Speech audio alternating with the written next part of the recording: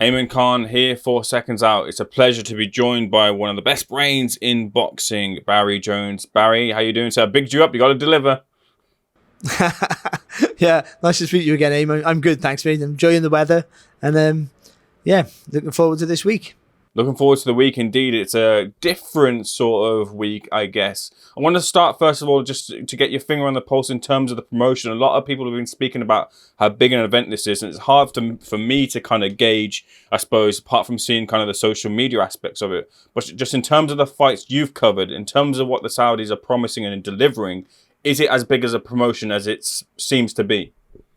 It feels that way. I think the proof will be in the pudding come Saturday night. What they're proposing to do on Saturday, with two venues right next to each other, but two venues, two different rings for the undercard and the main event, plus in the middle of that, an undisclosed music star as well to perform. So I think we all know who it is, but it's not my place to say it. But I think it's going to be, if all that comes off, this will be up there with the biggest, for sure. It really will. And we know over in this part of the world, they like to do things as big and as bold as possible for the attention and to show people that, this is maybe a place where people would want to come. That's not for me to say, but I think that would be their intentions. But so far, it all looks really good, and everything's well organised. And to be honest, I've seen the fighters around the hotel, and they all look unusually relaxed. And that's all of them, actually, and that's quite unique, because you usually get one or two who are quite tense still or upset about something. But maybe it's the weather. I don't know. Maybe it's the food. Who knows what it is? But it's all it's a different feel, but it's fun. Pick of the fights before we get to the main event. First of all, I just wanted to start off with the British heavyweight title fight between Fabio Wardley and David Adeleye. Who are you favouring in the fight? And the kind of rhetoric that's going around here is like it's about 6 rounds, and then maybe this sort of favours Fabio in terms of swaying in his favour of the fight. Is that a fair assessment? It doesn't go 6 rounds. I think that's almost a pointless thing for people to say that. I can't. The way they both fight, both commit to their attacks, I can't see how this goes 6 rounds, because I think you have to fancy Wardley is the favourite, whether you think he's going to win or not. He has to be the favourite because he's boxed at a higher level. He can be a little bit more adaptable, I feel. Though Adelaide is the more structured of the fighters, the one with more experience and a bigger background. I think if David Adelaide can use he has a really good jab, Adelaide, but doesn't use it enough, because ultimately he has a big right hand and he wants to get that into play. But if he can establish that good jab that he has fast and step behind it, and that'll push Wardley off rhythm, off his balance, then I'd fancy David Adelaide strongly in a couple of rounds. But if he can get that jab going really early and he allows Wardley to step up on him, Wardley fires whether he's hit or not, and I think that's a worry there for David Adelaide. So either way you see it, it doesn't go 3 rounds for me. I don't think I just spoke to David Adelaide, biggest hands in the world, I must tell you. By the way, I shook his hand. It was I felt like a newborn baby. But he's so chilled out and relaxed. This is the biggest fight of his life, the biggest fight for both their lives. Also, by the way, it's also, I think, financially the biggest British heavyweight title fight ever. So that's why they're over here, for that reason alone. They're getting more than any other British heavyweight title fight ever. I think the one that comes second is Lennox Lewis versus Gary Mason, where Mickey Duff literally bet his house on Gary Mason to do a job on the future great Lennox Lewis. But yeah, so they're out here for that. But you think all that pressure as well with that financial incentive, what it means as well on such a global scale to fight on this bill and to win a British title and defend the British title. There's a pressure there, but they all look so relaxed. So it's, I didn't give you a prediction, but I gave you reasons why I think both could win. Delving further into your fighter's mindset, that red carpet scuffle that happened, would you, if this was putting yourself in, let's say, David Adelaide's shoes, or maybe Fabio Wardley's shoes here, would you be thinking, I'm 1-0 down here, I need to get something back, I'm on the back foot heading into this big occasion? I would, yeah. First of all, I'd say when he got dropped by a shot by someone else. I think it was Adelaide's brother, maybe, I got told. I don't know if that's the truth. But when you're a big guy and the guy who hit him was pretty big, if you don't see the shot coming, he knocks down anyone. That's not a question mark on the chin of Fabio Wardley. I would say that. I think maybe you feel 1-0 down. It'll fill Adelaide full of confidence for sure. I don't think he needs it, but it will fill him full of confidence. And I think, imagine when they go face to face, that will be brought up quietly to each other. But I think if anything, it helps Wally. It gives him a bit more of steel, that he really has to do a job, makes him more aware and focused, I would think.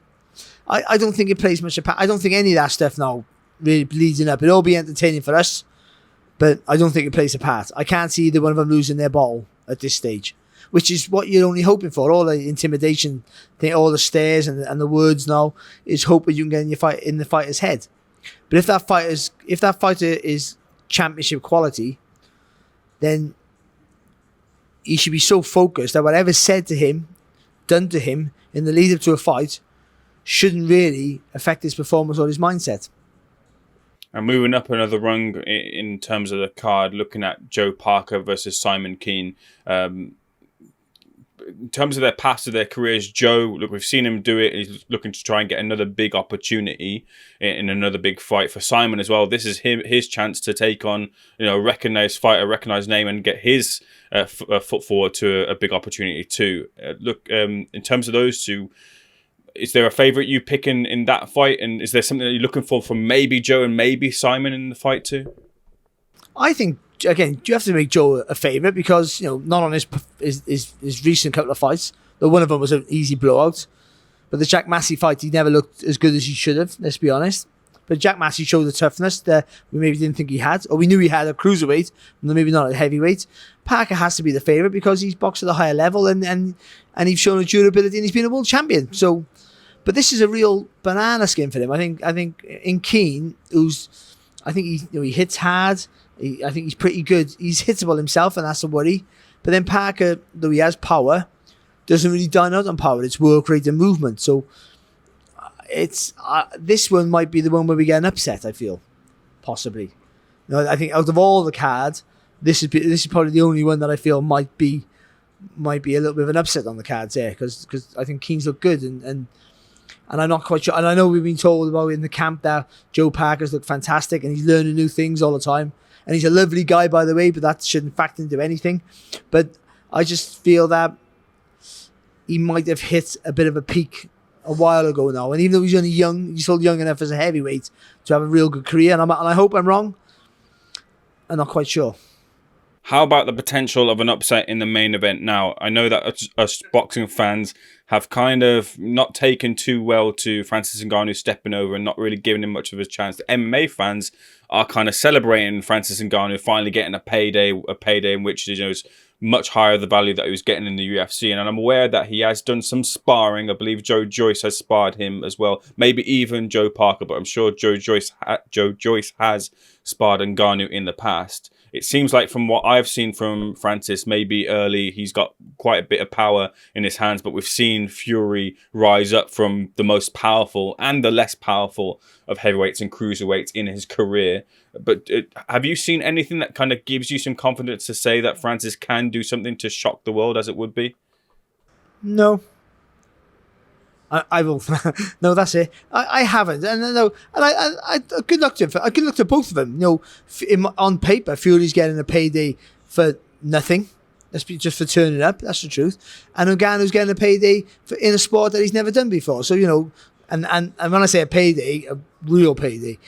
But how can you? I put it this way the other day to somebody.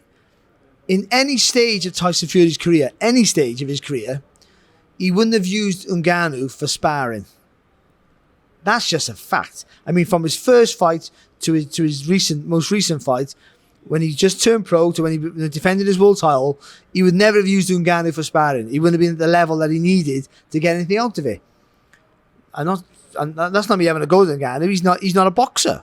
So he's just a big, massive man who does throw punches in his sport.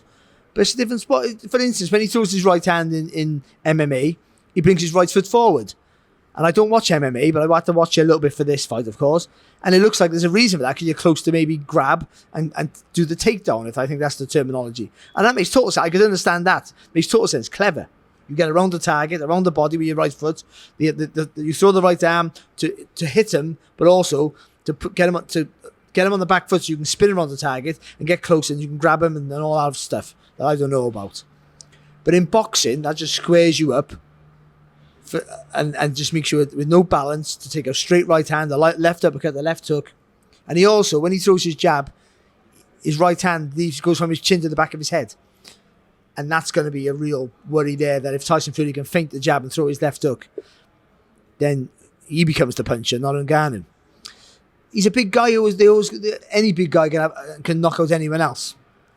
And he might be a huge puncher, but you have gloves on now. You haven't got those little finger gloves that they use in MMA, which I don't know. That's horrific, that is.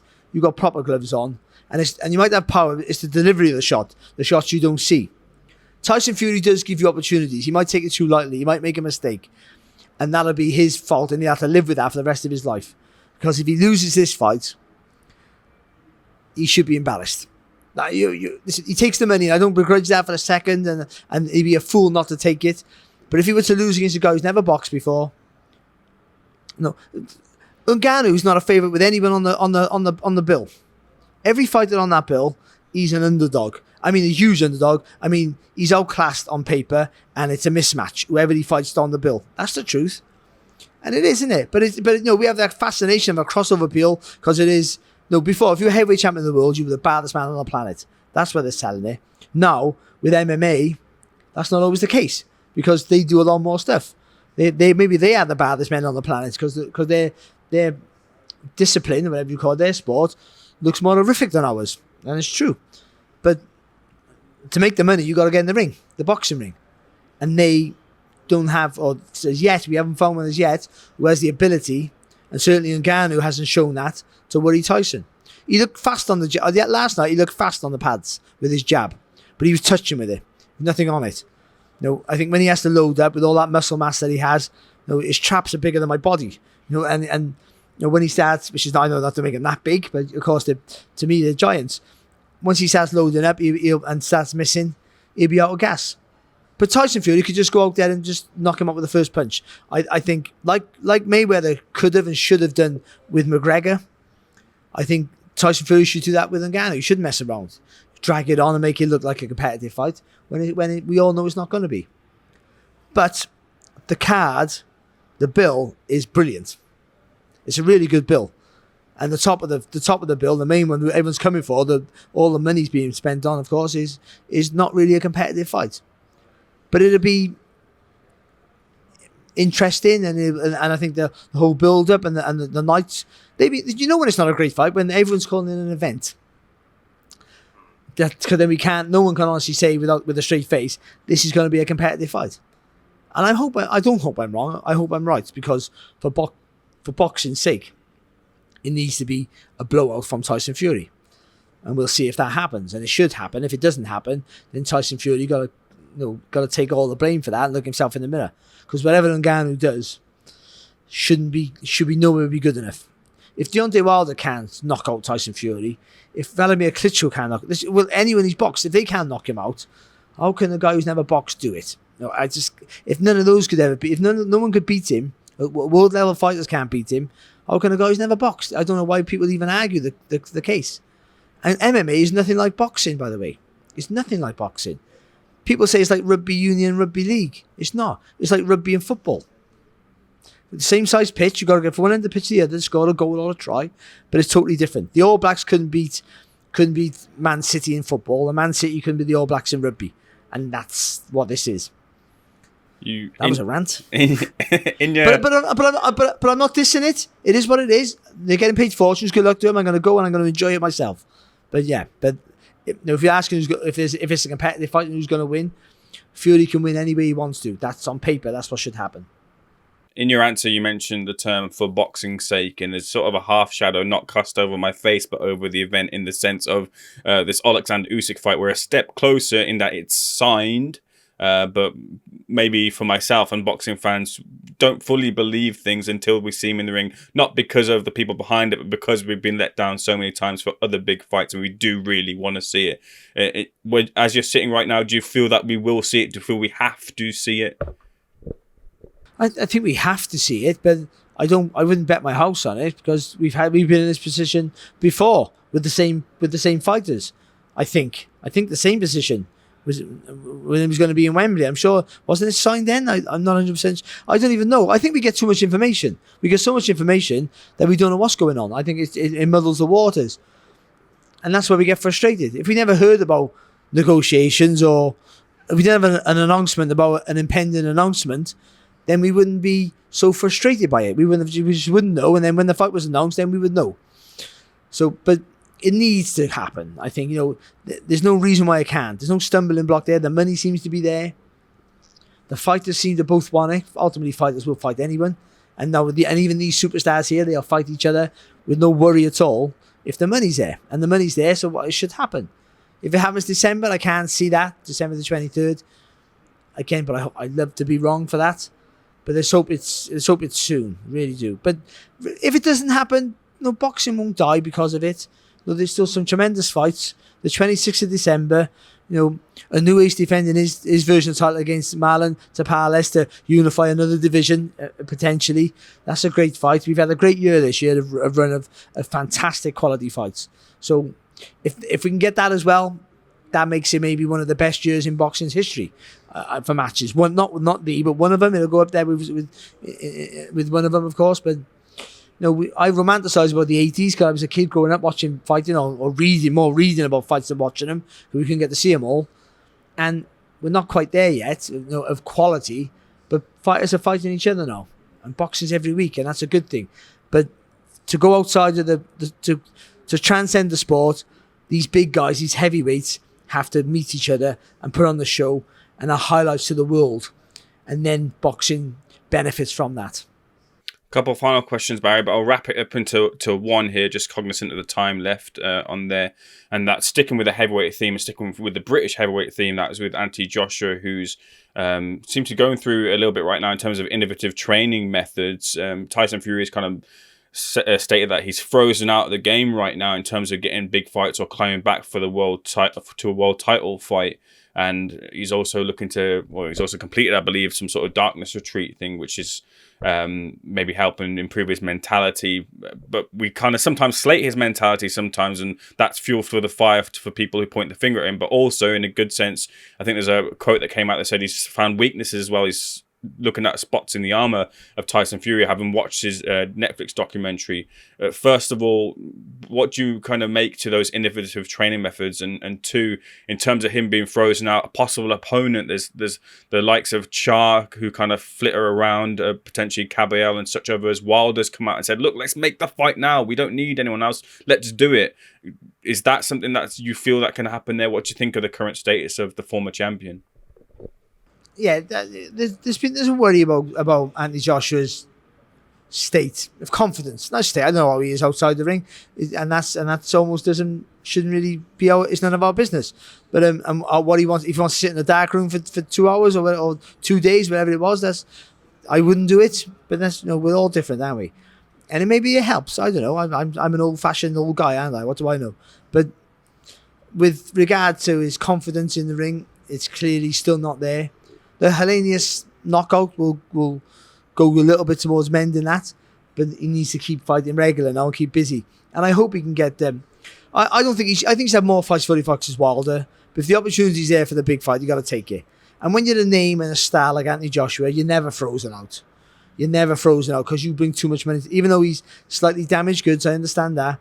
He's still a big enough name to draw an interest whoever he fights, and that's just a fact. Whatever anyone else says. Tyson Fury's the guy. He's the man right now, and that's clear to see. And he has been for a while. But Anthony Joshua is still a marketable commodity. So, when you're that, there's always a fight for you. But for his development, still, I'd say that his development, because I think it's almost like a rebuild slightly. He needs another fight or two before he gets Wilder. That's why he needs to fight busy. He needs to keep busy.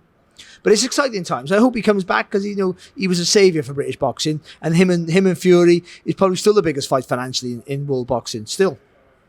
Barry, a complete pleasure speaking to you. Wishing you all the best. Enjoy the rest of your week in sunny Riyadh. I've just about got some sun in Birmingham, but again, thank you for speaking to me in Seconds Out. Anytime, Ayman. Thanks, mate. Cheers.